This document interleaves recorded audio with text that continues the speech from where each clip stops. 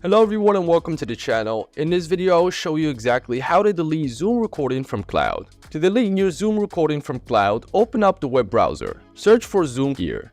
Then click to open up the official Zoom cloud platform. Now click to go into My Account from the top right corner. After entering your account, click on Recordings on the left hand side. From here, you will find information about cloud recording and local recording. For cloud recordings, paid subscribers with Pro, education or business accounts can save and access unlimited meetings, recordings and audios files in the cloud or in local computer. For local recordings, free and paid subscribers can record and store each meeting or audio file on a local computer. Let's focus on the local recordings, and from here you'll be able to view all of your Zoom recordings. To delete recordings, first select the specific recording and then click on the delete button. Once you click on the delete button, it will ask you if you really want to remove the recordings from the list. Click to remove the recording from the list, then the meeting will be deleted from your recordings. If you want to open up the meeting, click on the open button. Now you can view it on your Zoom page. And after that, click to delete that recording as well. Make sure to remove it from the list. And that's it. If you guys enjoyed this video, like it and share your comments or questions down below.